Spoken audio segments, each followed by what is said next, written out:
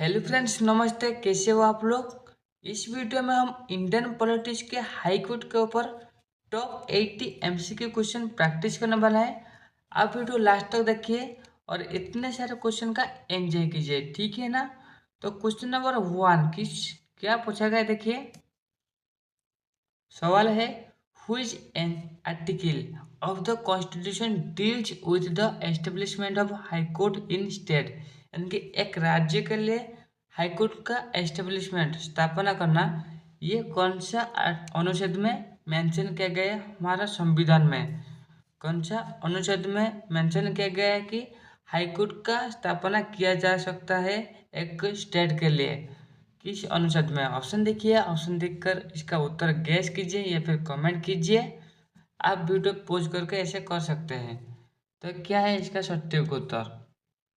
देखिए इसका सटीक उत्तर जो रहेगा, जो ऑप्शन नंबर बी यानी कि आर्टिकल 214 यानी 214, ये अनुच्छेद में इसके बारे में बताया गया है। यानी कि article 214 states that there shall be a high court for each state. यानी कि 214 के तहत ऐसा बताया गया है कि एक हाई कोर्ट ईच स्टेट के लिए रह सकता है, ठीक है ना। नेक्स्ट क्वेश्चन क्या पूछा गया देखिए। The first 3 high courts in India were establish in the year. यानी कि इंडिया के लिए जो पहला 3 हाई कोर्ट एस्टेब्लिश किया गया था, कौन से साल में ऐसा हुआ था। First 3 high court. ऑप्शन देखिए, ऑप्शन देखकर इसका उत्तर कमेंट कीजिए, क्या होगा इसका सटीक उत्तर। देखिए इसका जो सटीक उत्तर रहेगा ऑप्शन नंबर सी यानी कि 1862। 1862 में ऐसा हुआ था। यानी कि high courts were set up in Kolkata, Bombay, Madras in 1862 by the Indian high courts act 1861। यानी कि इंडियन हाई कोर्ट एक्ट 1861 के तहत कोलकाता, बॉम्बे और मद्रास में 1862 मसीहा में हाई कोर्ट प्रतिष्ठा किया गया था। यानी कि ये 3 हाई कोर्ट पहले बना था, ठीक है ना। नेक्स्ट क्वेश्चन क्या पूछा गया है देखिए। The Allahabad high court were establish in which year.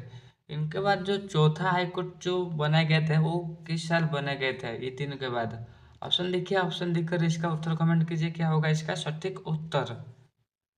देखिए इसका जो सटीक उत्तर है ऑप्शन नंबर बी यानी कि 1866।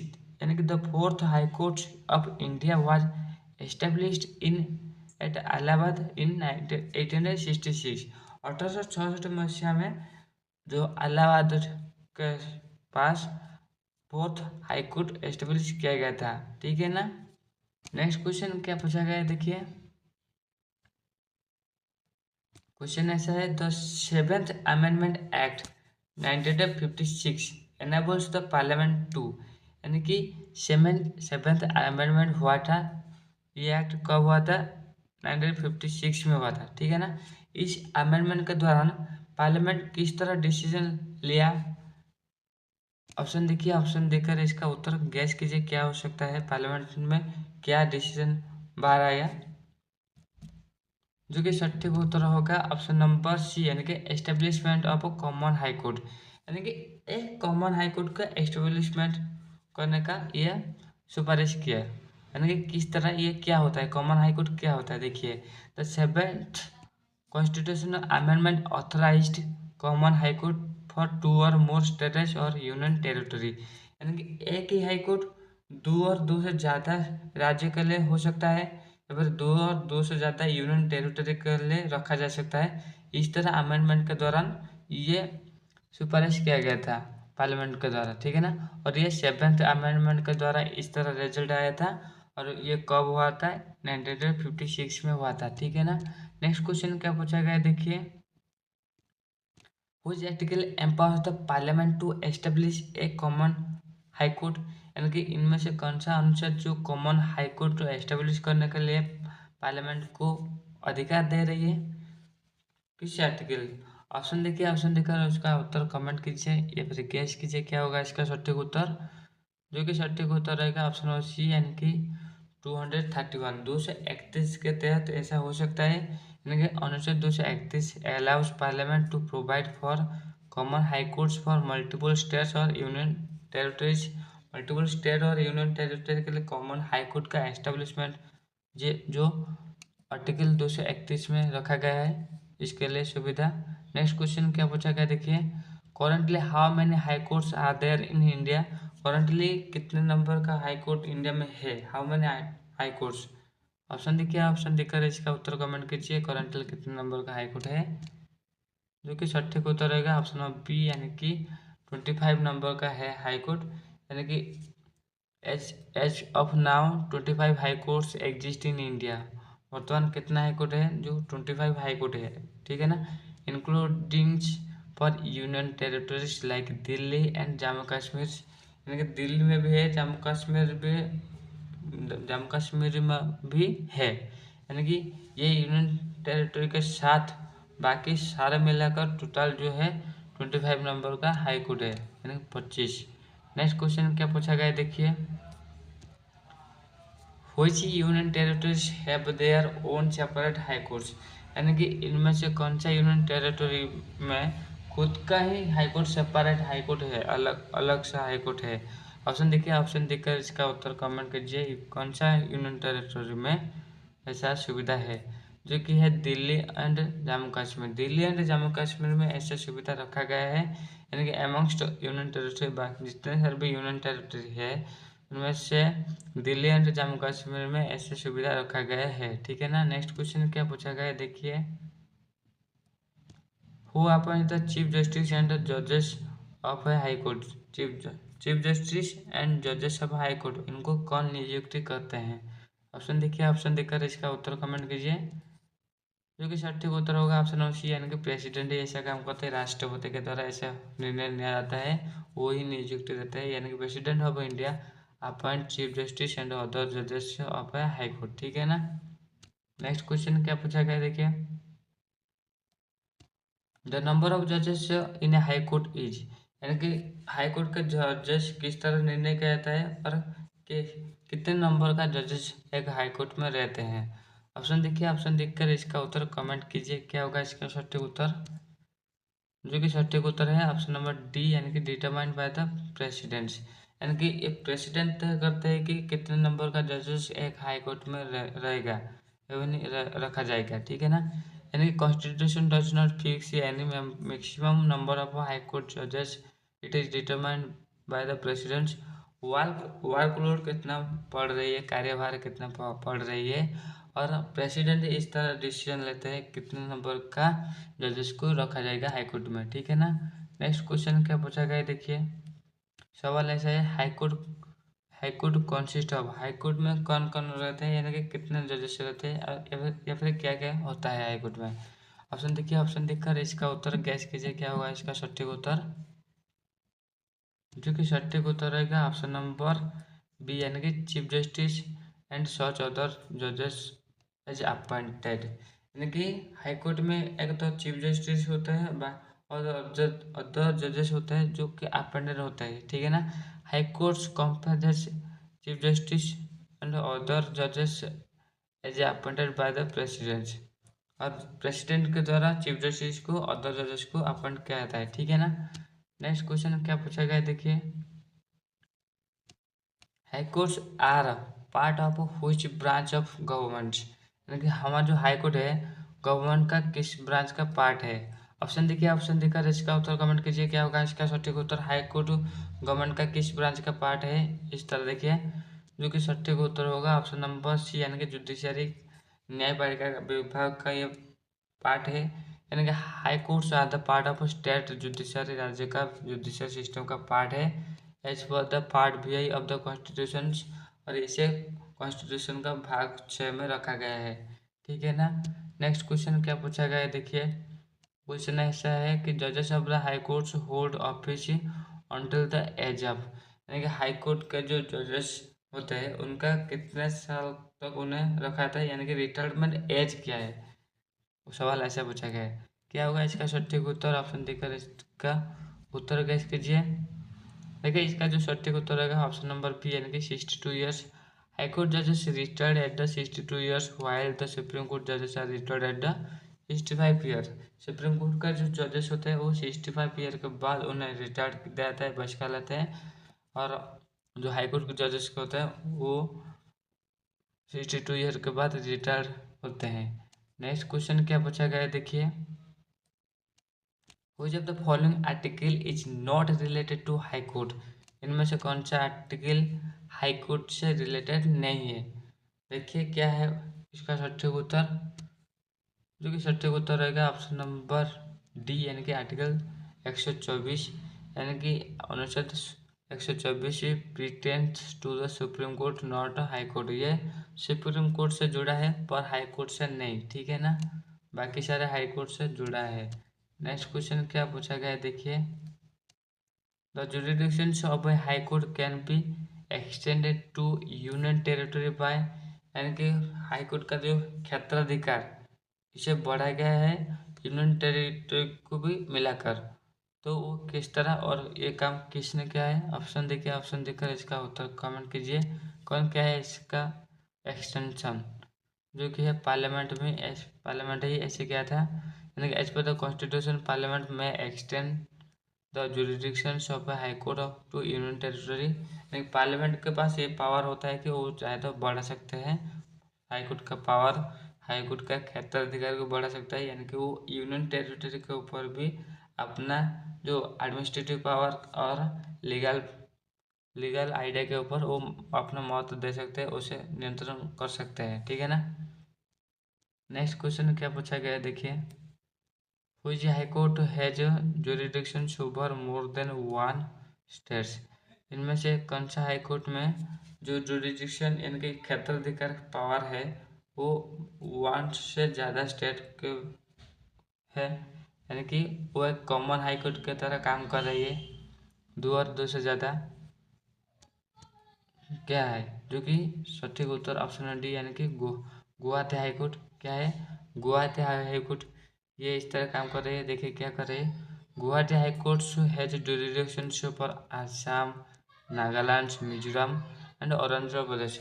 हमारा जो ईस्टर्न स्टेट है उनके लिए एक कॉमन हाई कोर्ट रखा गया है, जो कि है गुवाहाटी हाई कोर्ट, ठीक है ना। ये जुरिडिक्शन पावर इतने सारे स्टेट के ऊपर रखा है, ये कॉमन हाई कोर्ट की तरह काम कर रही है। नेक्स्ट क्वेश्चन क्या पूछा गया है देखिए, which article empowers the governor to consult the high court in appointments of district judges।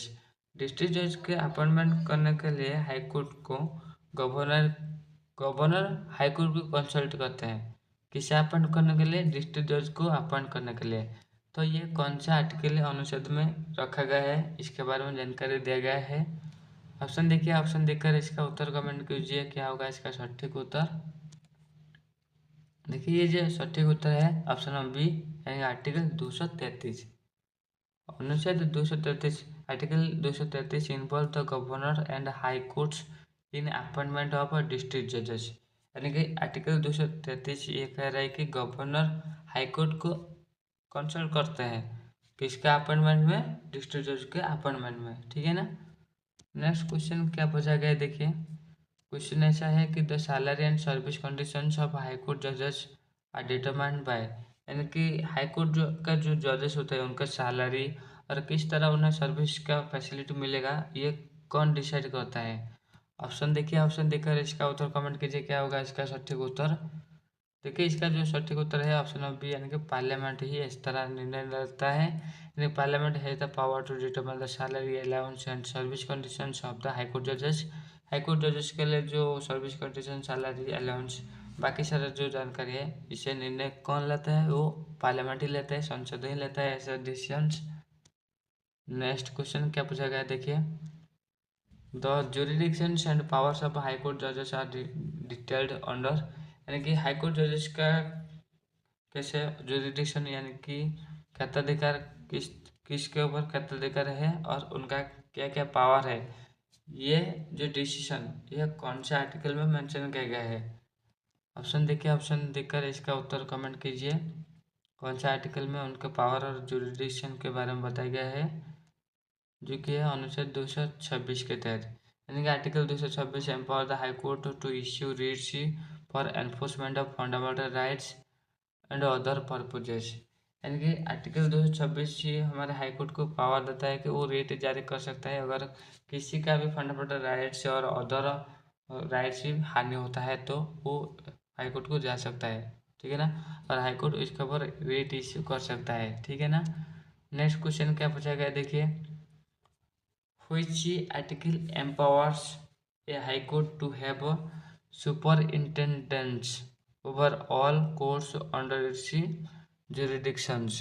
यानी कि कौन सा आर्टिकल हाई कोर्ट को पावर देता है कि वो अपने अधीन में जो कुछ भी हाई कोर्ट है, जितने सारे भी हाई जितने सारे भी कोर्ट है, यानी कि डिस्ट्रिक्ट कोर्ट हो सकता है, और उन सब कोर्ट के ऊपर वो निरीक्षण कर सकते हैं, सुपरिंटेंडेंस कर सकते हैं। इस तरह जो पावर है हाई कोर्ट का, अपने अधीन में जितने सारे भी कोर्ट है वो इससे नियंत्रण कर सकते हैं, निरीक्षण कर सकते हैं। इस तरह पावर कौन सा आर्टिकल में मेंशन किया गया है?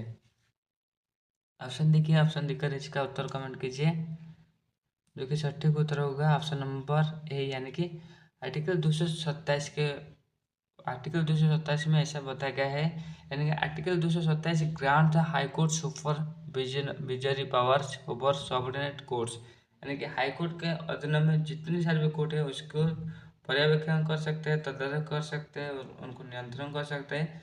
हाई कोर्ट के पास ऐसा पावर है जो आर्टिकल 227 में मेंशन किया गया है, ठीक है ना। नेक्स्ट क्वेश्चन क्या पूछा गया है देखिए, who decides the postings and promotions of subordinate judicial judges। यानी कि हाई कोर्ट अधीन में जितने सारे भी जजेस, यानी कि जितने सारे भी कोर्ट है उनके जजेस का जो पोस्टिंग कैसा किस तरह रहेगा और उनका प्रमोशन कैसा होगा, इस तरह डिसीजन कौन लेते हैं? ऑप्शन देखिए, ऑप्शन देकर इसका उत्तर कमेंट कीजिए, जो कि सटीक उत्तर होगा ऑप्शन नंबर बी, यानी कि हाई कोर्ट ही इस तरह डिसीजन लेता है। यानी कि हाई कोर्ट हैव जो control over subordinate judiciary as पर द आर्टिकल 235 के तहत क्या है ना, हाई कोर्ट के पास जो नियंत्रण शक्ति है उसके अधीन में जितने सारे भी कोर्ट है, कोर्ट के जजेस का पोस्टिंग किस तरह रहेगा, उनका प्रमोशन किस तरह रहेगा, इसको यह नियंत्रण करता है। और जो 235 के तहत अनुच्छेद के 235 के तहत ऐसा पावर उन्हें दिया गया है, ठीक है ना। नेक्स्ट क्वेश्चन क्या पूछा गया है देखिए, सवाल ऐसा है, the removals of high court जजेस is done in the same manner as. High court जजेस का रिमूवल सेम मैनर किसके साथ समान होता है, यानी कि किस प्रकार जजेस का या फिर किस प्रकार का पदवी का रिमूवल जिस तरह होता है हाई कोर्ट जजेस का भी रिमूवल उसी तरह होता है। ऑप्शन देखिए, ऑप्शन देकर इसका उत्तर कमेंट कीजिए, क्या होगा इसका सटीक उत्तर? देखिए इसका जो सटीक उत्तर रहेगा ऑप्शन नंबर सी, यानी कि रिमूवल्स ऑफ है सुप्रीम कोर्ट जजेस। यानी कि सुप्रीम कोर्ट के जजेस को रिमूवल जिस तरह किया जाता है हाई कोर्ट के जजेस को भी इस तरह रिमूवल किया जाता है। यानी कि हाई कोर्ट जजेस is removed by the president in the same manner and on the same grounds as per the supreme court जजेस, that is by the impeachment. यानी कि महाअभियोग के दौरान उन्हें रिमूव किया जाता है, और जैसे ही सुप्रीम कोर्ट के जजेस को रिमूव किया जाता है उसी तरह ही हाई कोर्ट के जजेस को भी रिमूव किया जाता है, ठीक है ना। नेक्स्ट क्वेश्चन क्या पूछा गया है देखिए, तो सवाल ऐसा है, हाई कोर्ट जजेस can be removed from the office by. High court जजेस को कैसे रिमूव किया जाता है? ऑप्शन देखिए, ऑप्शन देखकर इसका उत्तर कमेंट कीजिए, क्या होगा इसका सटीक उत्तर? जो कि सटीक उत्तर है ऑप्शन नंबर डी, यानी कि president after the parliamentary procedure. यानी कि पार्लियामेंट्री प्रोसीड्योर के द्वारा पार्लियामेंट्री प्रोसीड्योर के बाद प्रेसिडेंट उन्हें रिमूव करते हैं। प्रेसिडेंट रिमूव हाई कोर्ट जजेस after the an address passed by the both houses of parliament with A special majority. Parliament के स्पेशल मेजोरिटी अगर इम्पीचमेंट प्रोसेस को पास कर देते हैं, प्रोसीड्यूर जारी कर देते हैं रिमूव करने के लिए, उसके बाद हमारे प्रेसिडेंट जो होते हैं, माननीय प्रेसिडेंट, उन्हें रिमूव कर देते हैं, ठीक है ना। नेक्स्ट क्वेश्चन क्या पूछा गया है देखिए, A judges of a high court resigns by submitting his resignation to the। इनके हाई कोर्ट का जो जजेस होते हैं वो किसे रिजाइन देते हैं, रेजिग्नेशन लेटर सबमिट करते हैं? ऑप्शन देखिए, ऑप्शन देखकर इसका उत्तर कमेंट कीजिए, क्या होगा इसका सटीक उत्तर? जो कि ऑप्शन ऑफ बी, यानी कि प्रेसिडेंट। नहीं, हाई कोर्ट जजेस submit his resignation letter to the president of India. किसे प्रेसिडेंट ऑफ इंडिया के द्वारा उससे रिमूव किया जाता है, ठीक है ना, सॉरी, वो सबमिट करता है अपने resignation letter. Next, which article deals with the qualifications of high court जजेस। हाई कोर्ट जजेस का जो क्वालिफिकेशन वो कौन सा आर्टिकल में मेंशन किया गया है? ऑप्शन देखिए, ऑप्शन देखकर इसका उत्तर कमेंट कीजिए, कौन सा आर्टिकल में हाई कोर्ट जजेस का क्वालिफिकेशन मेंशन किया गया है, जो कि सठे को उत्तर रहेगा ऑप्शन नंबर बी, यानी कि आर्टिकल 217 में ये मेंशन किया गया है। आर्टिकल अनुच्छेद article 217 prescribe the qualifications, appointments and removals of high court जजेस। आर्टिकल 217 में हाई कोर्ट जजेस का क्वालिफिकेशन के बारे में बताया गया है, उनका अपॉइंटमेंट के बारे में बताया गया है, उनका रिमूवल प्रोसीड्यूर के बारे में बताया गया है, किसमें? आर्टिकल 217 में, ठीक है ना। नेक्स्ट क्वेश्चन क्या पूछा गया है, देखिए,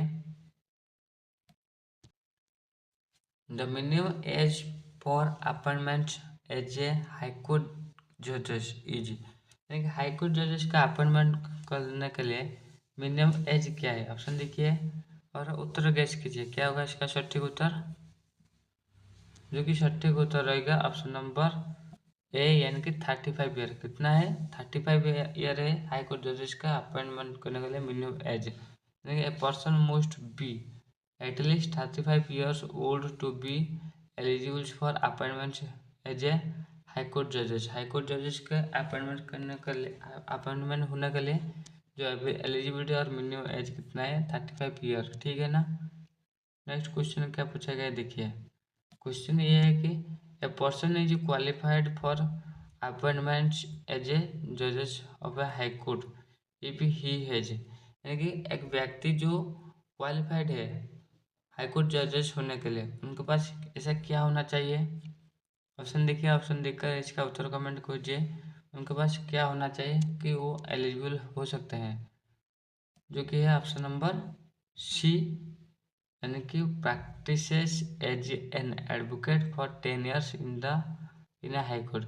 वो एडवोकेट की तरह, वकालत की तरह 10 साल हाई कोर्ट में रहना चाहिए और उसे प्रैक्टिस करना चाहिए, और यानी कि वकीलाती क्या होना चाहिए, यानी कि one qualifications for high court जजेस is 10 years of advisory in the high court, यानी कि ये एक क्वालिफिकेशन का सिंबल है, यानी कि टैग मार्क है, ठीक है ना, यानी कि 10 साल तक वो वहाँ पर एडवोकेट होना चाहिए, कहाँ पर? हाई कोर्ट में, ठीक है ना।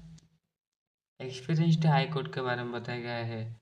Next question, who consult the chief justice of India while appointing जजेस ऑफ हाई कोर्ट, यानी कि कौन कंसल्ट करते हैं चीफ जस्टिस ऑफ इंडिया को, कब? जब वो हाई कोर्ट के लिए जज अपॉइंट करते हैं, कौन? ऑप्शन देखिए, ऑप्शन देकर इसका उत्तर कमेंट कीजिए, क्या होगा इसका सठिक उत्तर? देखिए, इसका जो सठिक उत्तर रहेगा ऑप्शन नंबर सी, यानी कि प्रेसिडेंट ही ऐसे काम करते हैं, वो कंसल्ट करते हैं चीफ जस्टिस ऑफ इंडिया, साथ ही साथ governor of the state and chief justice of the high court, उन्हें भी वो कंसल्ट करते हैं बिफोर अपॉइंटिंग ए हाई कोर्ट जजेस। हाई कोर्ट के जजेस को अपॉइंट करने से पहले ये तीनों को क्या करते हैं? कंसल्ट करते हैं, परामर्श लेते हैं, ठीक है ना। नेक्स्ट क्या पूछा गया है, the jurisdictions of the high court extend to, यानी कि हाई कोर्ट का जो jurisdiction है ये कितना सा, ये किस किस क्षेत्र पर ये काम कर रही है? ऑप्शन देखिए, ऑप्शन देखकर इसका उत्तर कमेंट कीजिए, किस किस क्षेत्र के ऊपर हाई कोर्ट अपना jurisdiction रख सकता है, जो कि है ऑप्शन सी, यानी कि सिविल केसेस में, क्रिमिनल में, कॉन्स्टिट्यूशनल केसेस में और रिट मैटर में। ये इतने सारे क्षेत्र के ऊपर अपना जुरिडिक्शन रख सकते हैं, यानी कि क्षेत्र क्षेत्राधिकार विचार कर सकते हैं इसके ऊपर, यानी कि high court has jurisdiction in both original and appellate method, ये ओरिजिनल में और अपीलेट मेथड पर ये कर सकते काम, including the writs and constitutional matter, okay, ठीक है ना। रीट मैटर में, यानी कि अगर किसी का फंडामेंटल राइट्स हानि होता है तो उस क्षेत्र में वो ऐसा एम्पोर्समेंट कर सकते हैं, और कॉन्स्टिट्यूशनल मैटर पर भी ऐसा काम कर सकते हैं, जुरिडिक्शंस है वो उनके पास power. A temporary judge can be appointed in a high court for a period not existing। यानी कि हाई कोर्ट के लिए एक टेम्पोररी जज को भी नियुक्ति दिया जा सकता है। अगर नियुक्त दिया जाता है तो कितने साल तक या फिर कितने महीने तक वो अपने पद में रह सकते हैं टेम्पोररी आकार में, जो कि सटीक उत्तर होगा ऑप्शन डी यानी कि 3 साल तक। यानी कि एज पर द आर्टिकल 224 टेम्पोररी जजेस can be appointed for a maximum of 2 year. Maximum 2 साल के लिए वो रह सकते हैं टेम्पोररी जज में, ठीक है ना। और can be extended not existing 3 year. 3 year अगर ऐसा सिचुएशन बनता है वो 3 साल तक भी रह सकते हैं, और मैक्सिमम 2 साल तक रहते हैं, और कुछ इमरजेंसी सिचुएशन में 3 साल तक भी रह सकते हैं, उससे ज़्यादा नहीं, ठीक है ना। नेक्स्ट क्वेश्चन क्या पूछा गया है देखिए। Who determine the jurisdictions and powers of the high court. इनमें से कौन हाई कोर्ट के पावर एंड जुरिडिक्शन को डिटरमाइन कर रही है, जो कि है हमारे पार्लियामेंट एंड कॉन्स्टिट्यूशंस, जो हम पहले से ही बात किए गए हैं। यानी कि jurisdiction high court determined by the constitution and can be enlarge by the parliament. Parliament उनका जो क्षेत्राधिकार को बढ़ा सकता है, यानी कि जुरिडिक्शन यानी कि यूनियन टेरिटरी, और दूसरे स्टेट में भी लागू कर सकते हैं, और संविधान में भी इस तरह प्रावधान रखा गया है, ठीक है ना। नेक्स्ट क्या पूछा गया देखिए। The writ of the writ jurisdictions of high courts is mentioned under। High court का जो रीट जुरिडिक्शन को इसे कहाँ मेंशन किया गया है, किस अनुच्छेद में। अनुच्छेद देखिए, ऑप्शन देखिए, ऑप्शन देखकर इसका उत्तर कमेंट कीजिए, जो कि सटीक उत्तर होगा ऑप्शन नंबर सी, यानी कि आर्टिकल 226। यानी कि article 226 empowers high courts to issue writ for the enforcement of fundamental rights and other purposes.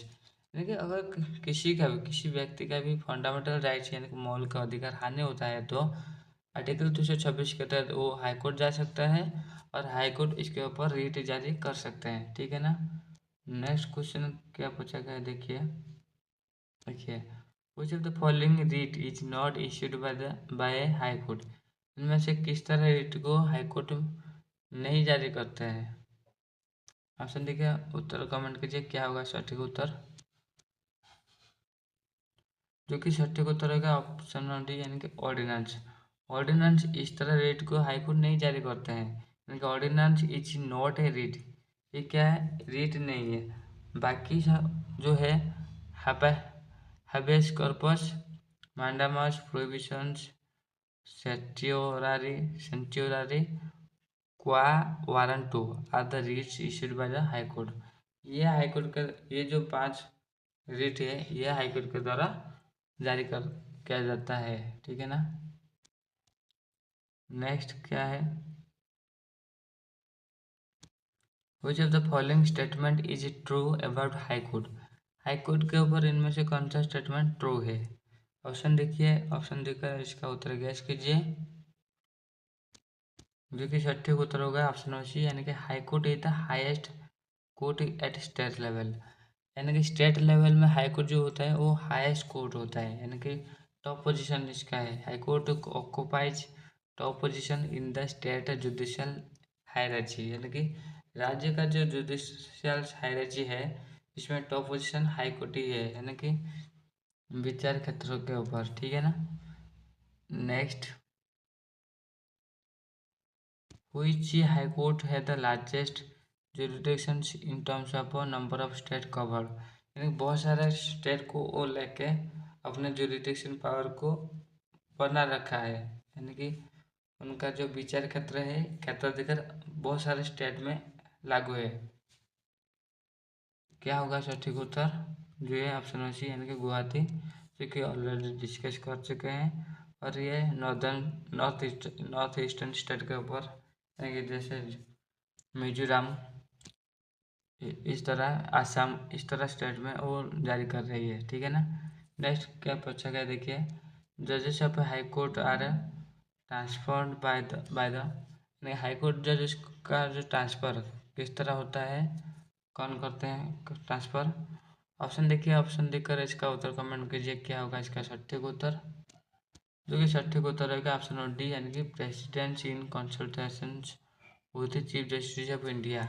President इस तरह काम करते हैं, वो इसके लिए पहले चीफ जस्टिस ऑफ इंडिया को कंसल्ट करते हैं। यानी कि हाई कोर्ट जजेस are transferred by the president after consulting the chief justice of India. जो आर्टिकल 222 में रखा गया है, वो पहले चीफ जस्टिस ऑफ इंडिया को कंसल्ट करते हैं, उसके बाद स्थानांतरण प्रोसेस को लागू करते हैं। और ये कौन करते हैं? प्रेसिडेंट ही ऐसा काम करता है, ठीक है ना। नेक्स्ट क्वेश्चन क्या पूछा गया है, देखिए। आर्टिकल 228 एम्पावर्स हाईकोर्ट टू, यानी कि अनुच्छेद 228 में क्या हाईकोर्ट को पावर दे रही है? ऑप्शन देखिए, ऑप्शन देकर इसका उत्तर कमेंट कीजिए, क्या होगा इसका सटीक उत्तर? देखिए, इसका जो सटीक उत्तर है ऑप्शन नंबर बी, यानी कि withdraw cases involving constitutional interpretations, यानी कि संवैधानिक मामले में अगर कोई गुरुत्वपूर्ण प्रश्न उठ रही है, या फिर संवैधानिक मामले को व्याख्या कर रही है, उस टाइप सिचुएशन में उस टाइप केस को वो हटा सकते हैं, विड्रॉल वापस लेने के लिए कह सकते हैं, ठीक है ना। यह अनुच्छेद 228 में है, जो हाईकोर्ट को इस तरह पावर दे रही है, यानी कि अनुच्छेद article 228 allows high courts to withdraw a cases from the subordinate courts if it involves the substantial questions of the constitutional law। यानी कि अगर कॉन्स्टिट्यूशनल लॉ के ऊपर कोई भी महत्वपूर्ण प्रश्न उठता है, तो उस टाइप सिचुएशन में जो हाई कोर्ट होता है, वो अपने अधीनस्थ जो बाकी सारे कोर्ट होते हैं, यानी कि सबऑर्डिनेट कोर्ट को इस तरह केस को वापस लेने के लिए कह सकते हैं, ठीक है ना, विड्रॉ करने के लिए कह सकते हैं, ठीक है ना। नेक्स्ट क्वेश्चन क्या पूछा गया है, देखिए। सवाल ऐसा है, ए रिटायर्ड हाई कोर्ट जजेस can B requested to seat and act as a जजेस of the high court under, यानी कि एक जो रिटायर्ड हाई कोर्ट जजेस होता है, उन्हें फिर से भी रिक्वेस्ट किया जा सकता है, वो फिर भी एक जजेस हो सकते हैं हाई कोर्ट का। और यह किस किस प्रकार के अनुच्छेद में, या फिर अनुच्छेद किस में इस तरह सुविधा रखा गया है? ऑप्शन देखिए, ऑप्शन देकर इसका उत्तर कमेंट कीजिए, क्या होगा इसका सटीक उत्तर? जो कि सटीक उत्तर है ऑप्शन नंबर बी, यानी कि आर्टिकल 224 ए। 224 ए में इस तरह प्रबंध रखे गए हैं, यानी कि article 224 A provides appointment of retired जजेस एज एक्टिंग जजेस इन द हाई कोर्ट। मैंने यहाँ पर ऐसे मेंशन किए गए हैं, जो रिटायर्ड जजेस होते हैं उन्हें अपॉइंटमेंट दिया जा सकता है, और वो एक्टिंग जज की तरह काम कर सकते हैं, रियल जज की तरह काम कर सकते हैं हाई कोर्ट में, ठीक है ना। नेक्स्ट क्वेश्चन क्या पूछा गया है, देखिए। The control over district and subordinate courts lies with, यानी कि डिस्ट्रिक्ट और सबऑर्डिनेट कोर्ट के ऊपर किसका कंट्रोल है? ऑप्शन देखिए, ऑप्शन देकर इसका उत्तर गैस कीजिए, क्या होगा इसका सटीक उत्तर? जो कि सटीक उत्तर है ऑप्शन नंबर सी, यानी कि हाई कोर्ट के पास ही उनके अधीनस्थ जो बाकी सारे कोर्ट है, सबऑर्डिनेट कोर्ट हो या फिर डिस्ट्रिक्ट कोर्ट हो, उसके ऊपर उनका नियंत्रण है। यानी कि as per article 235 high courts have administrative controls over the subordinate courts. High court का एडमिनिस्ट्रेटिव कंट्रोल रहता है सबऑर्डिनेट कोर्ट के ऊपर, ठीक है ना।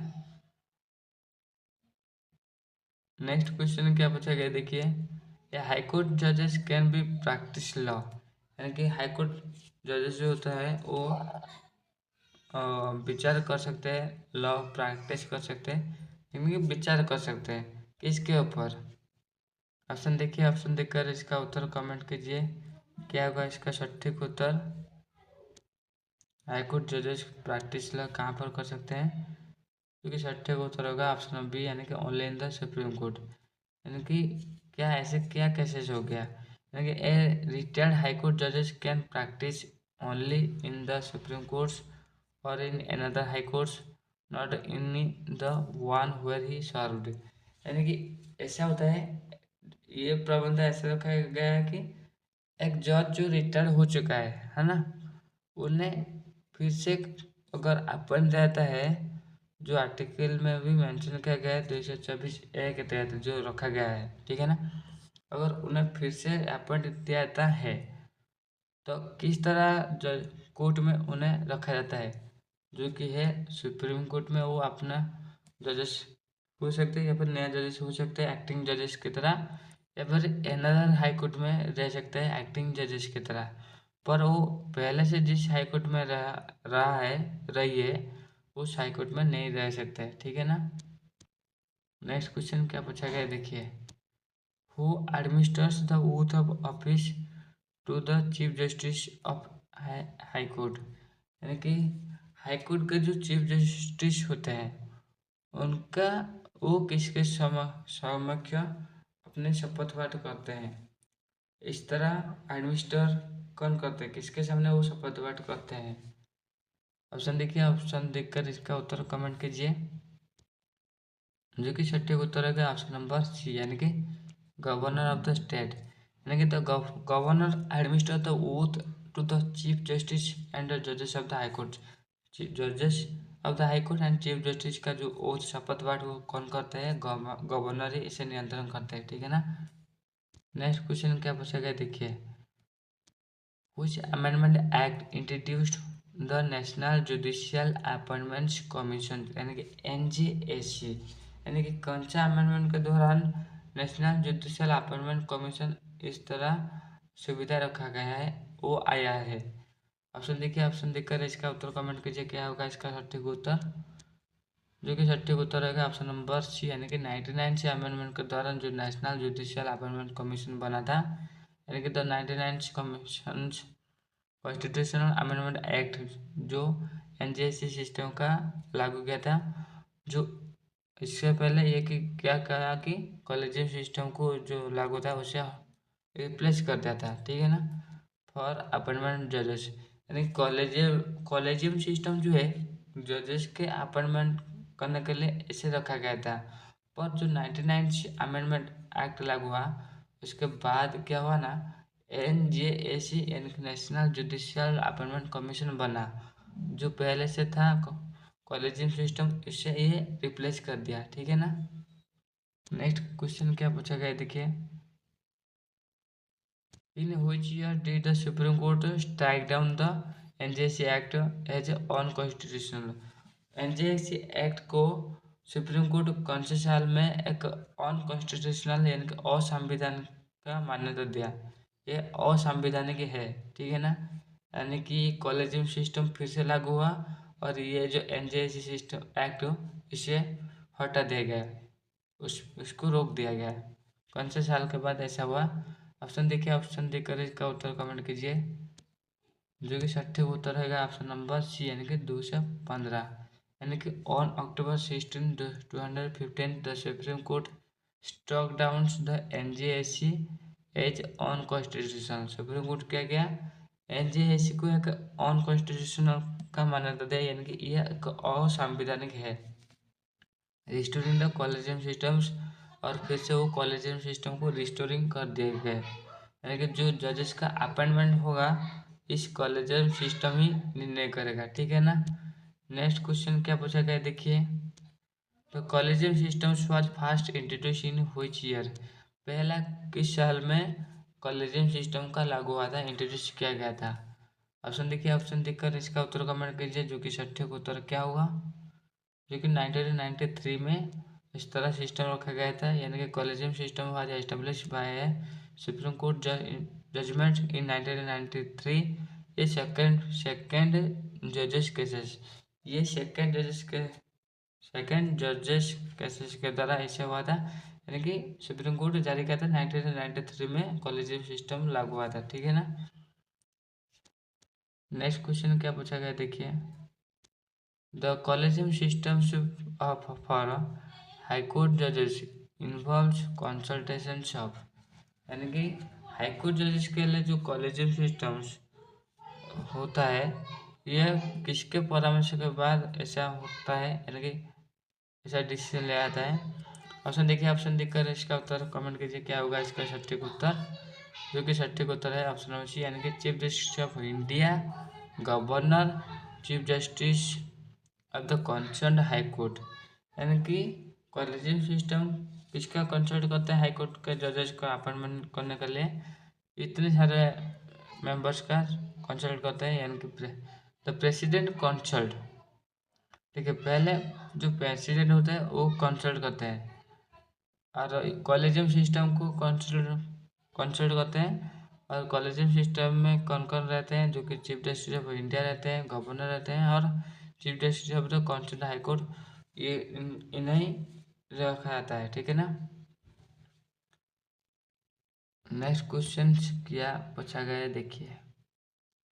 In case of common high court who is consulted during appointment, यानी कि अगर कॉमन हाई कोर्ट के बारे में बात करें, उनके जजेस का जो अपॉइंटमेंट होता है, जजेस का अपॉइंटमेंट होने के लिए किससे कंसल्ट किया जाता है? यानी कि कॉमन हाई कोर्ट मतलब एक ही हाई कोर्ट दो और दो से ज़्यादा स्टेट के लिए इसे रखा जाता है ना। तो अगर दो और दो से ज़्यादा स्टेट के लिए ऐसे रखा जाता है तो उस टाइम उसी सिचुएशन में जो जजेस अपॉइंट होते हैं उन्हें अपॉइंटमेंट करने के लिए किससे कंसल्ट किया जाता है? ऑप्शन देखिए, ऑप्शन देखकर इसका उत्तर कमेंट कीजिए। जो कि सटीक उत्तर होगा ऑप्शन नंबर बी रह गया, यानी कि गवर्नर को कंसल्ट किया जाता है। ऑल कॉन्सर्न स्टेट, जितने सारे भी कॉन्सर्न स्टेट होते हैं जिसके ऊपर एक ही हाई कोर्ट नियंत्रण कर रही है, उस सारे गवर्नर को कंसल्ट किया जाता है। ठीक है ना। For common high courts the governors of all concern states are consulted by the president, president ही उन्हें कंसल्ट करते हैं। ठीक है ना। नेक्स्ट क्वेश्चन क्या पूछा गया है देखिए। सवाल ऐसा है, एज पर the 1993 ruling whose opinion holds primacy in judicial appointments, यानी कि 1993 के जो रूलिंग टाइम में उस राय के दौरान whose opinions hold primacy in judicial appointment, judicial appointment अगर किया जाता है तो किसका नियंत्रण को सबसे प्रायोरिटी दिया जाता है 1993 के राय के दौरान? किसका? जो कि सटीक उत्तर होगा ऑप्शन नंबर सी, यानी कि चीफ जस्टिस ऑफ इंडिया। देखिए, सबसे जो प्राइमेसी दिया था किसका राय को?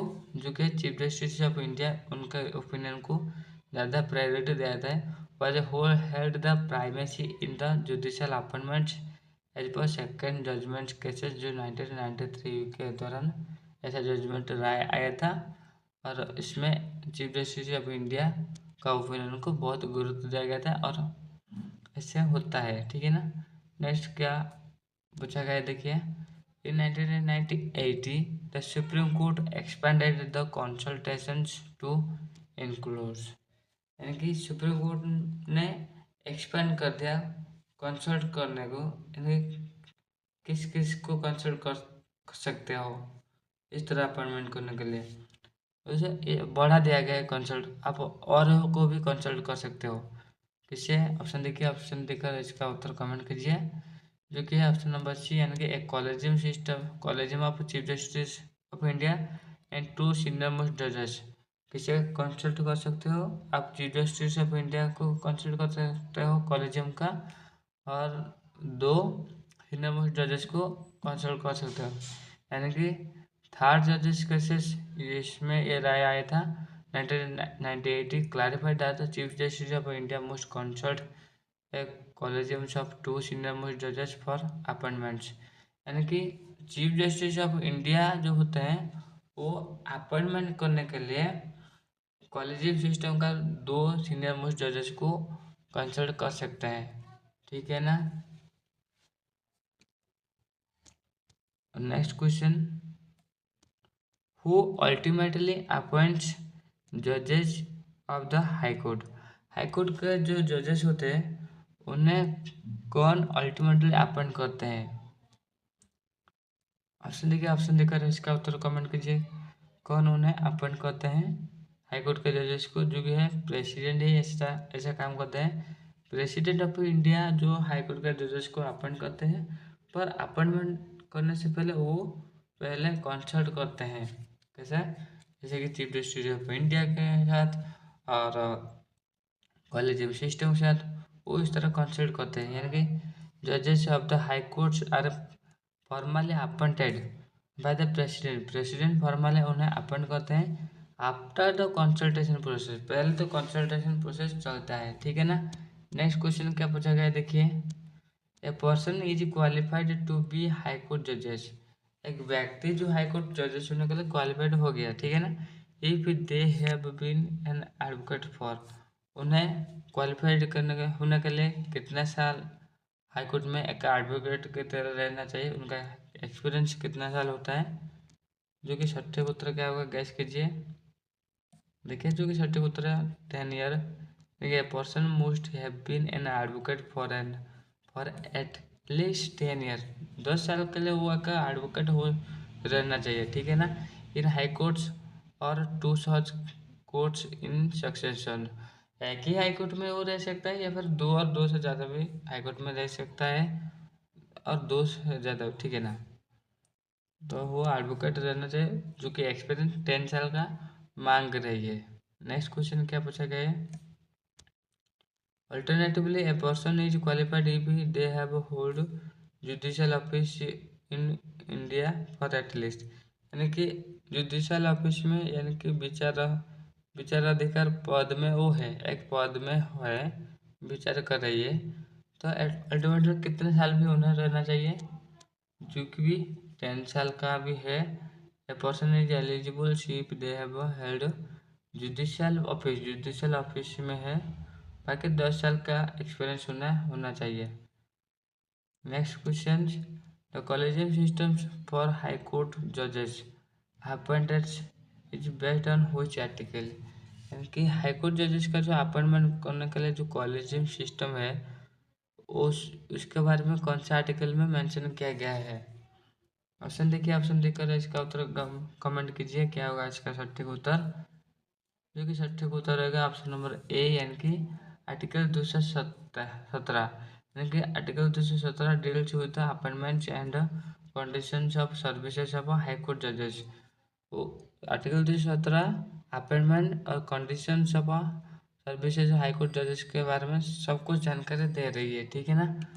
नेक्स्ट क्वेश्चन क्या पूछा गया है, देखिए। सवाल ऐसा है, the NJC was declared unconstitutional because. यानी कि हमारा जो एनजेएसी, इसे 2015 में अनकॉन्स्टिट्यूशनल कर दिया गया सुप्रीम कोर्ट के दौरान। तो ऐसा क्यों कर दिया गया, इसमें क्या खामियां थी, ठीक है ना। ऑप्शन देखिए, ऑप्शन देखकर इसका उत्तर कमेंट कीजिए। जो कि सटीक उत्तर रहेगा ऑप्शन नंबर बी, यानी कि अफेक्टेड इंडिपेंडेंस ऑफ जुडिशरी।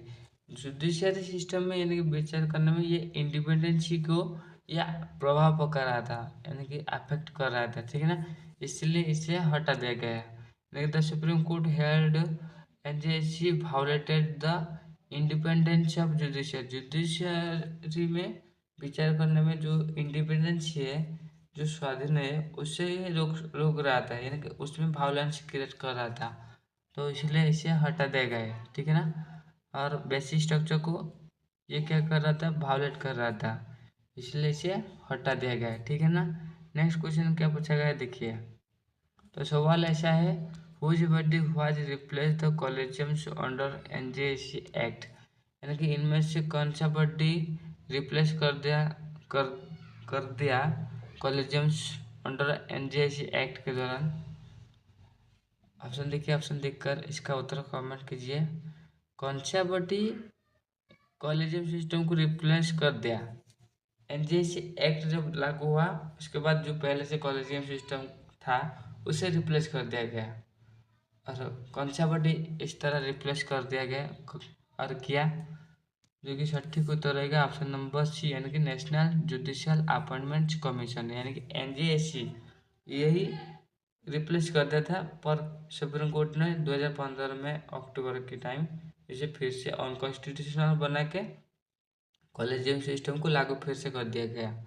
यानी कि NJC was proposed as a constitutional body to replace collegium system, ठीक है ना। नेक्स्ट क्वेश्चन क्या पूछा गया, देखिए। एक कॉलेजियम सिस्टम क्या है। ऑप्शन देखिए, ऑप्शन देखकर इसका उत्तर कमेंट कीजिए क्या होगा इसका सटीक उत्तर। जो कि है ऑप्शन नंबर सी, यानी कि a result of judicial interpretation, यानी कि जुडिशियल इंटरप्रिटेशन का एक फलाफल है क्या, collegium systems. Collegium system is judicial innovation, यानी कि आप कह सकते हैं एक विचार का क्या एक उद्भावन है। विचार विमर्श करने के बाद एक उद्भावन, एक निर्णय आया जिससे जुडिशियल इनोवेशन हम कह सकते हैं। Collegium systems that arrives from supreme court judgments not the constitutions, और ये सुप्रीम कोर्ट के जजमेंट के बाद ऐसा सिस्टम लागू किया गया, ऐसा सिस्टम का इनोवेशन किया गया, पर यह कोई कॉन्स्टिट्यूशनल पार्लियामेंट्री सिस्टम में नहीं बाहर किया गया। ठीक है ना। नेक्स्ट क्वेश्चन क्या पूछा गया देखिए, what is the main criticism of the collegium systems. Collegium system का मेन क्रिटिसिज्म क्या है और उसका जो समालोचना किसके ऊपर होता है। ऑप्शन देखिए, ऑप्शन देखकर इसका उत्तर कमेंट कीजिए, क्या होगा इसका सटीक उत्तर। जो कि सटीक उत्तर है ऑप्शन नंबर बी, यानी कि lack of transparency and accountability. इस सिस्टम में ऐसा होता है ना, ट्रांसपेरेंसी में अभाव होता है, अकाउंटेबिलिटी में भी थोड़ा अभाव रहता है। यानी collegium systems is often criticised for for being opaque और लैकिंग अकाउंटेबिलिटी इन सिलेक्शंस, यानी कि ओपाक में और अकाउंटेबिलिटी सिलेक्शन में इसका लैक को ये जाहिर कर रही है। ठीक है ना। नेक्स्ट क्वेश्चन क्या पूछा गया देखिए, the appointment of chief justice of a high court is done. High court के जो चीफ जस्टिस का अपॉइंटमेंट वो कौन करते हैं। ऑप्शन देखिए, ऑप्शन देखकर इसका उत्तर कमेंट कीजिए।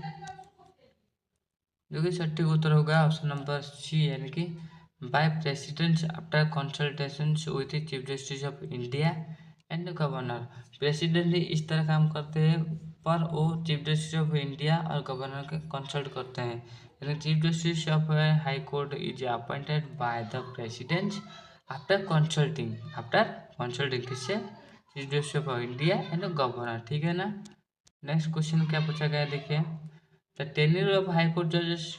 टेन्योर यानी कि उनका कार्यकाल कितना है, जो कि टिल 62 ईयर है। हाई कोर्ट जजेस serve until the age of 62 years, supreme court जजेस रिटायर्ड एट द 65 ईयर। ठीक है ना। नेक्स्ट क्वेश्चन क्या पूछा गया देखिए, can the president appoint high court जजेस without consulting the chief justice of India. क्या प्रेसिडेंट हाई कोर्ट का जजेस को अपॉइंट कर सकते हैं बिना चीफ जस्टिस इंडिया की कंसल्ट करके। जो कि सटीक उत्तर होगा ऑप्शन नंबर सी, यानी कि नो, उन्हें कंसल्ट करना पड़ता है। यानी कि president most consult the chief justice of India before appointing the high court जजेस। हाई कोर्ट जजेस का अपॉइंटमेंट करने से पहले उन्हें कंसल्ट करते हैं, वो उनको कंसल्ट करते हैं। नेक्स्ट क्वेश्चन क्या पूछा गया देखिए, the collegium system is follow to in the appointment of. यानी कि कॉलेजियम सिस्टम को फॉलो किया जाता है किसका अपॉइंटमेंट करने के लिए। ऑप्शन देखिए, ऑप्शन देखकर इसका उत्तर कमेंट कीजिए, क्या होगा इसका सटीक उत्तर। जो कि सटीक उत्तर रहेगा ऑप्शन नंबर सी, यानी कि high court and supreme court जजेस का अपॉइंटमेंट करने के लिए हम कॉलेजियम सिस्टम को फॉलो कर रही है। ठीक है ना। यानी collegium system is use to exclusively for appointment of जजेस ऑफ द हायर जुडिशरी। जो बाकी जो उच्च न्यायालय है या फिर सर्वोच्च न्यायालय है, उनके जजेस का अपॉइंटमेंट करने के लिए कॉलेजियम सिस्टम का फॉलो किया जाता है। ठीक है ना। नेक्स्ट क्वेश्चन क्या पूछा गया देखिए, the requirements of consultation in appointment ensures. यानी कि जो कंसल्टेशन परामर्श का जो जरूरत है अपॉइंटमेंट नियुक्ति देने टाइम, ये ये कौन एंश्योर करता है। ऑप्शन देखिए, ऑप्शन देखकर इसका उत्तर कमेंट कीजिए। जो कि सटीक उत्तर होगा ऑप्शन में सी, यानी कि जुडिशियल इंडिपेंडेंस, यानी कि विचार करने में स्वाधीनता होगा, यानी कि कोई भी मतभेद इनमें नहीं रहना चाहिए। इस तरह इंश्योर करने के लिए इस तरह कंसल्टेशन की जरूरत होता है। यानी तो consultation process under the collegiums aims to preserve judicial independence, यानी कि जुडिशियल इंडिपेंडेंस को प्रिजर्व करने के लिए इस तरह प्रोसेस को फॉलो किया जाता है। बाय रिड्यूसिंग एक्सक्लूसिव इंटरप्रिटेशन, यानी कि एक्सक्लूसिव एग्जीक्यूटिव कार्यनिर्वाही जो इंटरप्रिटेशन उनको रिड्यूस होना हुआ, मतलब इसमें कोई भी पॉलिटिकल पावर नहीं होना चाहिए। ये एक ऐसे होना चाहिए कि जुडिशियल, यानी कि इन्हें इसमें न्यायिक व्यवस्था होना चाहिए, सबको न्याय मिलना चाहिए। इससे एंश्योर करने के लिए इस तरह कंसल्टेशन की जरूरत रहती है। नेक्स्ट क्वेश्चन क्या पूछा गया है देखिए, the original jurisdiction of the high court includes. High court का जो ओरिजिनल जुरिडिक्शन है वो किससे लेकर बना है और क्या है, जो कि सठिक उत्तर होगा ऑप्शन सी, यानी कि matters relating to fundamental rights. High court का जो ओरिजिनल जुरिडिक्शन है वो कहता अधिकार जो है फंडामेंटल राइट्स के मैटर के ऊपर, and the high courts have the original jurisdiction in enforcing fundamental rights. Fundamental right को एनफोर्स करना इसके ऊपर गुरुत्व दिया है और ये आर्टिकल 226 में रखा गया है, ठीक है ना। नेक्स्ट क्वेश्चन क्या पूछा गया है देखिए, the high court can writ issue writ under, यानी कि हाई कोर्ट रीट जारी कर सकता है कौन सा आर्टिकल में, ये मेंशन है जो कि आर्टिकल 226 में भी है, यानी कि फंडामेंटल राइट्स और अदर लीगल राइट अगर हानि होता है तो आर्टिकल 226 के तहत हाई कोर्ट इसे जारी कर सकता है। नेक्स्ट क्वेश्चन क्या पूछा गया देखिए, which of the following writ can be issued by the high court जज। हाई कोर्ट किस तरह रीट को जारी कर सकते हैं, बाकी सारे तो जारी कर सकते हैं, ऑल ऑफ द अबव हम जाएंगे। And the high court can issue all 5 types of writs, habeas corpus, mandamus, prohibitions, certiorari और क्वा वारंटो, ठीक है ना। इस तरह 5 प्रकार का रीट वो जारी कर सकते हैं और जारी करते हैं। Next question, which jurisdictions allows high court to supervise subordinate courts, यानी कि इनमें से कौन सा जुरिडिक्शन कौन सा क्षेत्राधिकार जो हाई कोर्ट को पावर दे रहे हैं कि वो उनके अधीन में जितने सारे भी कोर्ट है उनको वो सुपरवाइज यानी कि पर्यवेक्षण कर सकते हैं। ऑप्शन देखिए, ऑप्शन देखकर इसका उत्तर कमेंट कीजिए क्या होगा इसका सटीक उत्तर, जो कि है ऑप्शन नंबर सी, यानी कि सुपरवाइजरी, यानी कि under article 227 the high court have the supervisory jurisdictions over of all subordinate courts within its territory, यानी कि ये अपने क्षेत्राधिकार में जितने सारे भी स्टेट हो या फिर राज्य हो या फिर जितने सारे को भी लेकर या हाई कोर्ट बनाए तो उसके ऊपर वो सर्व सुपरवाइजर कर सकते हैं, ये आर्टिकल 227 में है। नेक्स्ट क्वेश्चन क्या पूछा गया देखिए, तो high court is a code of record, this means high court को कोड ऑफ रिकॉर्ड कहा जाता है, डाटा का एक अभिलेख कहा गया है, ऐसा क्यों। ऑप्शन देखिए, ऑप्शन देकर इसका उत्तर कमेंट कीजिए क्या होगा इसका सटीक उत्तर, जो कि सटीक उत्तर होगा ऑप्शन सी, यानी कि it can punish for contempt, यानी कि हाई कोर्ट में जो कुछ भी राय दिया जाता है उसे संरक्षित करके रखा जाता है रिकॉर्ड में, रिटन प्रूफ लिखा जाता है, अगर उससे हानि किया जाता है तो उसके ऊपर वो दंड दे सकते हैं, यानी कि ये अकानूनी माना जाता है, ठीक है ना।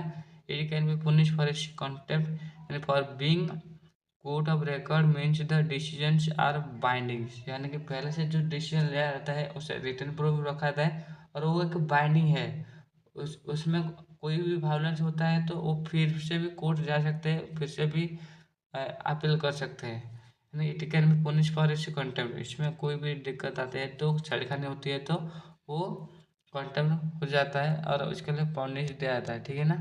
नेक्स्ट क्वेश्चन क्या होता है, high courts do not have jurisdiction over, किसके ऊपर हाई कोर्ट का कोई भी जुरिडिक्शन पावर नहीं है। ऑप्शन देखिए, ऑप्शन देकर इसका उत्तर कमेंट कीजिए, जो कि सटीक उत्तर होगा विलेज पंचायत। विलेज पंचायत के ऊपर हाई कोर्ट का कोई भी पावर रहता नहीं है, यानी village panchayat are not courts and high courts do not direct jurisdiction over their functions, high court का कोई भी डायरेक्ट जुरिडिक्शन इसके ऊपर नहीं है, ठीक है ना। यानी विलेज पंचायत ये पूरा इंडिपेंडेंट है जुरिडिक्शन में, बाकी ये जो म्यूनिसिपैलिटी कोर्ट है और बाकी जब ट्रिब्यूनल्स है इसके ऊपर हाई कोर्ट का पावर रहता है। Next, the high court control subordinate courts through, high court जो सबऑर्डिनेट कोर्ट होते हैं उन्हें कंट्रोल करते हैं, वो कैसे करते हैं और किस किस क्षेत्र के ऊपर करते हैं कंट्रोल। ऑप्शन देखिए, ऑप्शन देकर इसका उत्तर कमेंट कीजिए क्या होगा इसका सटीक उत्तर, जो कि है ऑप्शन नंबर सी, यानी कि एडमिनिस्ट्रेटिव एंड जुडिशियल सुपरविजन, वो प्रशासन के मामले में और जो आइनगत सुपरविजन पर्यवेक्षण करने में वो क्या करते हैं, वो कंट्रोल करते हैं, उसे नियंत्रण करते हैं। लेकिन high court exercises both administrative and judiciary controls over subordinate courts. उसके अधीन में जितने भी कोर्ट है उसके ऊपर वो क्या करते हैं, प्रशासनिक मामले में और जुडिशियरी मामले में वो अपने विषय देते हैं, उन्हें कंट्रोल करते हैं, नियंत्रण करते हैं, ठीक है ना। नेक्स्ट क्वेश्चन क्या पूछा गया देखिए, under article 227 A high court can, यानी आर्टिकल 227 के तहत हाई कोर्ट क्या कर सकते हैं। ऑप्शन देखिए, ऑप्शन देकर इसका उत्तर कमेंट कीजिए, क्या होगा इसका सटीक उत्तर। जो कि सटीक उत्तर है आपशन हो, यानी कि सुपरवाइज लोअर कोर्टेज, यानी लोअर कोर्ट को वो पर्यवेक्षण कर सकते हैं। आर्टिकल 227 के तहत ऐसा होता है, यानी कि 227 gives high court supervisory powers over all courts except the military court. Military court को छोड़कर बाकी सारे जो कोर्ट है उसके ऊपर वो सुपरवाइज कर सकते हैं इन ए स्टेट, ठीक है ना। नेक्स्ट क्या पूछा गया देखिए, the seats of the high court is decided by, high court का जो सीट है उसे किस तरह डिसाइड किया जाता है। ऑप्शन देखिए, ऑप्शन देकर इसका उत्तर कमेंट कीजिए, कौन इसे डिसाइड करते हैं। जो कि है presidents, according to the president, जिसे 231 के अनुच्छेद के तहत प्रेसिडेंट इस तरह डिसीजन लेते हैं, seat of the high court को वो निर्णय लेते हैं कितना सीट संख्या रहेगा और कितना जजेस को नियुक्त दिया जाएगा। नेक्स्ट, हाईकोर्ट जजेस can be removed by, high court जजेस को किस तरह रिमूव किया जाता है। ऑप्शन देखिए, ऑप्शन देकर इसका उत्तर गैस कीजिए, क्या होगा इसका सटीक उत्तर। जो कि सटीक उत्तर है ऑप्शन बी, यानी कि president on resolution by the presidents, president उन्हें रिमूव करते हैं, पहले तो रिजोल्यूशन पास होना चाहिए पार्लियामेंट के द्वारा, मैंने गलत पढ़ दिया था, ठीक है ना। तो हाईकोर्ट जजेस is removed by the presidents, high court जज को कौन रिमूव करते हैं, प्रेसिडेंट करते हैं। Only after majority resolution pass होना चाहिए by both houses of the parliament, दोनों सदनों के द्वारा मेजोरिटी रिजोल्यूशन पास होना चाहिए। Next question, the high court has appellate jurisdiction over over, यानी कि हाई कोर्ट के पास अपीलेट जुरिडिक्शन है किसके ऊपर। ऑप्शन देखिए, ऑप्शन देकर इसका उत्तर कमेंट कीजिए, क्या होगा इसका सटीक उत्तर। जो कि सटीक उत्तर है ऑप्शन डी, यानी कि बोथ ए एंड बी, यानी कि high court hear appeals and civil criminals matters from subordinate courts, यानी उनके अधीन में जो सब कोर्ट है, जितने सारे भी कोर्ट है, उस कोर्ट में जो सिविल केसेस होते हैं, क्रिमिनल केसेस होते हैं, वो सारे अपील को हाई कोर्ट सुनते हैं, ठीक है ना। नेक्स्ट क्वेश्चन क्या पूछा गया देखिए, which article empowers high courts to transfer a cases, इनमें से कौन सा के आर्टिकल हाई कोर्ट को पावर दे रहे कि वो एक केस को स्थानांतरित कर सकते हैं। ऑप्शन देखिए, ऑप्शन देकर इसका उत्तर गैस कीजिए, क्या होगा इसका सटीक उत्तर। जो कि आर्टिकल 228 है, यानी कि 228 empowers high court to withdraw और transfer a case with involving the substantial questions of law, यानी कि आइन के ऊपर अगर कोई महत्वपूर्ण प्रश्न उठता है तो वो चाहे तो केस को विड्रॉ कर सकते हैं, वापस लेने के लिए कह सकते हैं, या फिर उस केस को स्थानांतरित कर सकते हैं। और ये कौन सा अनुच्छेद में मेंशन किया गया है, जो कि 228 में मेंशन किया गया है। नेक्स्ट क्वेश्चन क्या पूछा गया है देखिए, which high court has the largest jurisdiction in India, India का कौन सा हाई कोर्ट का सबसे ज़्यादा जुरिडिक्शन क्षेत्राधिकार है। जो कि पहले से हम बात कर चुके हैं, गुवाहाटी हाई कोर्ट, यानी कि 6 राज्य से मल्टीपल नॉर्थ ईस्टर्न स्टेट में ये काम कर रही है। नेक्स्ट क्वेश्चन जो कि ऑलरेडी डिस्कस है, हाई कोर्ट जजेस का रिटायरमेंट 62 ईयर्स है, और ये आर्टिकल 217 में मेंशन किया गया है, 17(1) में। नेक्स्ट क्या पूछा गया देखिए, द नंबर ऑफ जजेस of high court is decided by, कौन डिसाइड करते हैं, ये हमारे प्रेसिडेंट ही डिसाइड करते हैं। नो, और इसमें कोई कॉन्स्टिट्यूशनल लिमिट नहीं रखा गया है नंबर ऑफ जजेस कितना होना चाहिए, और ये प्रेसिडेंट डिसाइड करते हैं वर्कलोड के हिसाब से, ठीक है ना। नेक्स्ट क्वेश्चन क्या पूछा गया देखिए, हाईकोर्ट जजेस टेक्स ओथ बिफोर, हाईकोर्ट जजेस का जो हाईकोर्ट जजेस जो होते हैं वो शपथ पाठ करते हैं किससे। जो कि सटीक उत्तर होगा किसके सामने, जो कि गवर्नर ऑफ द स्टेट के सामने ऐसे करते हैं। हाईकोर्ट जजेस are administers the oath by governor of the respective states, governor के सामने वो ओथ टेकिंग करते हैं। कुछ of the following is not power of the high court, इनमें से कौन सा हाई कोर्ट का पावर नहीं है। एडवाइजरी टू प्रेसिडेंट्स, यानी कि प्रेसिडेंट को परामर्श नहीं देते हैं। ये पावर सुप्रीम कोर्ट के पास होता है। सुप्रीम कोर्ट के पास एडवाइजरी पावर होता है, जो आर्टिकल 143 में है। हाई कोर्ट के पास ये पावर नहीं होता है। तो salary of the high court जजेस आर पेड फ्रॉम, जो हाई कोर्ट के जजेस का जो सैलरी वो कहाँ से ले आता है? ऑप्शन देखिए, ऑप्शन देखकर इसका उत्तर गैस कीजिए, जो कि सटीक उत्तर होगा ऑप्शन नंबर बी, यानी consolidated funds of the state. इससे हाईकोर्ट जजेस का जो सैलरी निर्णय किया जाता है और इससे ही दिया जाता है, यानी कि हाईकोर्ट जजेस salary and allowances are drawn from the consolidated fund of the state. इससे ही दिया जाता है, इस तरह फंड से उन्हें सैलरी दिया जाता है, यानी कि ये सैलरी कभी रुकता नहीं है। अगर इमरजेंसी सिचुएशन नहीं हुआ है तो, यानी कि हर महीने उन्हें अपनी तनख्वाह मिल जाता है। नेक्स्ट क्वेश्चन क्या पूछा देखिए, under the article 225 existing jurisdictions of the high courts before independence. Existing jurisdiction क्या होता है? ऑप्शन देखिए, ऑप्शन देखकर इसका उत्तर कमेंट कीजिए, जो कि सटीक उत्तर होगा ऑप्शन नंबर सी, यानी कि कंटिन्यू होता है। यानी कि article 225 states that the jurisdiction of the high court existing before the constitution shall continue unless the Altered by the law. इसे लॉ के दौरान कोई भी अल्टरनेशन कर नहीं किया जाता है। और आर्टिकल 225 में इसके बारे में पूरा जानकारी बताया गया है, ठीक है ना। नेक्स्ट क्वेश्चन क्या पूछा गया देखिए, आज का last question, the power of judicial review by high court is. High court के पास जुडिशियल रिव्यू है, यानी कि पहले से जो स्टेटमेंट दे चुके हैं उसे फिर से रिव्यू कर सकते हैं। ये किस में बताए गए हैं? ऑप्शन देखिए, ऑप्शन देखकर इसका उत्तर गैस कीजिए, क्या होगा इसका सटीक उत्तर, जो कि सटीक उत्तर है ऑप्शन सी, यानी कि applicable to laws under state list. यानी कि लॉज अंडर स्टेट लिस्ट में ये बातें बताए गए हैं, ठीक है ना।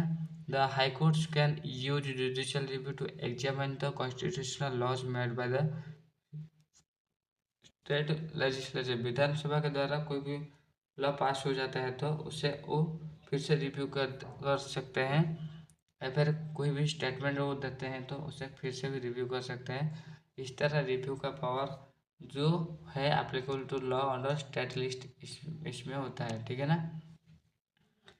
तो आशा करते हैं आपको ये वीडियो बहुत अच्छा लगा होगा, बहुत हेल्पफुल लगा होगा, हेल्पफुल हुआ होगा। अगर आपको हेल्पफुल हुआ है तो चैनल को like, comment, share and subscribe कीजिए। और इसका पीडीएफ पाने के लिए आप यहाँ पर हमारे टेलीग्राम ग्रुप में ज्वाइन हो सकते हैं, जिसका लिंक आप वीडियो डिस्क्रिप्शन में देख सकते हैं, या फिर आप यहाँ पर भी देख सकते हैं स्क्रीन में। और इस तरह बहुत सारे एमसीक्यू क्वेश्चन प्रैक्टिस करने के लिए इंडियन पॉलिटिक्स का आप इस प्लेलिस्ट को निश्चय विजिट कर सकते हैं। So guys, thank you for watching this video.